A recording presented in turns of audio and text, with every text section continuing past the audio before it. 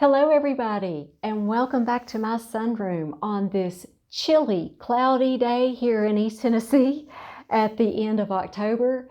You can see the fall colors behind my beautiful Dendrobium Solea Champu. I do believe that fall has set into our area.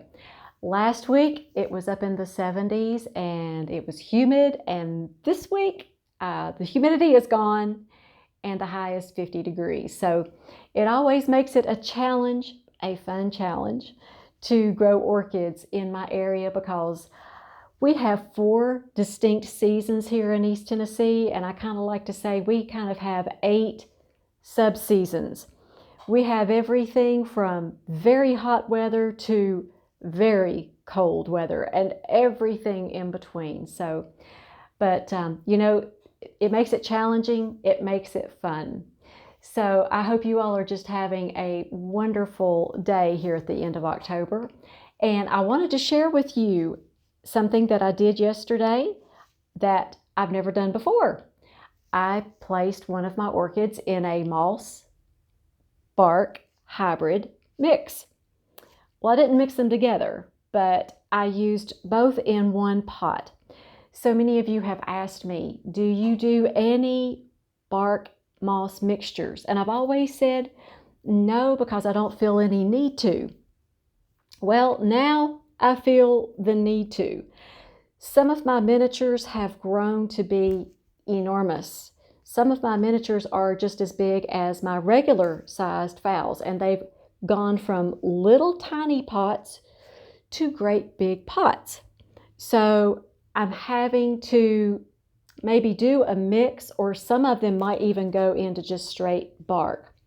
As long as they're in a smaller pot, like my little red poker, he is still, this one right here, he is still in a 3-inch pot right here. Get that in the frame for you. He's still in a 3-inch pot. But some of them have grown so much. One of them actually needed to go into a 5-inch pot. So yes, I have done a mix this time, and I thought I would just share with you how I did that. This is my little white no ID miniature Phalenopsis, and I say miniature, but this is no longer miniature. Miniature refers to its blooms only. But this top leaf that you see right here, that is about 6 inches long. So this one is just as big as some of my regular sized phals, and I just placed it in a 5-inch pot. And so I thought I would show you what I've done here. Okay, at the very bottom, about the bottom inch right here, I placed non-dissolvable packing peanuts. Let me show you what those look like right here. And if you can't find these, you can take a sheet of regular styrofoam and just cut them into 1-inch blocks. It'll be the very same thing, but that's going to provide a lot of really good drainage at the bottom. Then the next layer, I added Better Grow orchid moss. Then the next inch layer, I added Better Grow orchid bark, which has fir bark, coarse perlite, and some charcoal in it. And then I staggered it up from there. I put the next layer was moss, and then I topped it off again with the bark. So I'm going to see how this orchid does. This is kind of a test, but I think that this is going to really grow well in this mixture. I knew that if I placed this in a 5-inch pot of sphagnum moss, that this pot would take a very, very long time to dry out between waterings. And the thing I don't like about that is when I have to wait too long between waterings, then sometimes I forget, and I don't want to do that.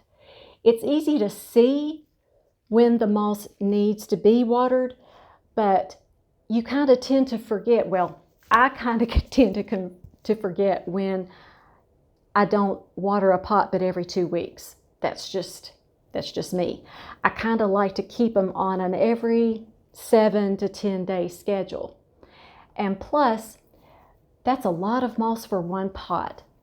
So I thought, I'm going to try this hybrid, the bark and the moss together, and I'm going to see how this works. I think it's going to really, really work well.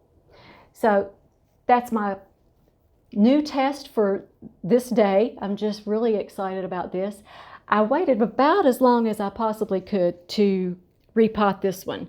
As you all know, there's just been a lot going on. I didn't get to this as soon as I had planned, but you know, the interesting thing is I like to say that I'm always ahead and never behind. And I've done some repottings during the month of September and October. Normally I do them in the spring, and I kind of like doing them in September and October. So this might be a new thing for me, but I'm going to keep you updated on how this mixture of the bark and the moss work for me in my environment. It's just gotten so humid here in our environment, in our area. About 5 years ago, we were a lot more dry. Now, once the humidity sets in the spring, we don't have a break from it until the middle or the end of October. And so that's a lot of humidity, and moss soaks up a lot of moisture, even from the air. So I thought, I'm going to try this and see how it works. I could have put this in just straight bark. I think it probably would have done fine, but I wanted to do this little test because I like doing tests that keeps orchid growing fun for me. So I just wanted to say as well, I appreciate your all's comments, your condolences. I've been reading through my comment section, and you all have just blessed me so much by your words of encouragement. Thank you for sharing with me your stories as well. But I have really enjoyed reading your comments, and I appreciate them from the bottom of my heart. So before I let you all go, I'd love to say the blessing over you and your families. May the Lord bless you and keep you. Make His face shine upon you and be gracious to you. The Lord turn His face towards you and give you and your families His shalom peace. You all make it a great day. We'll see you next time.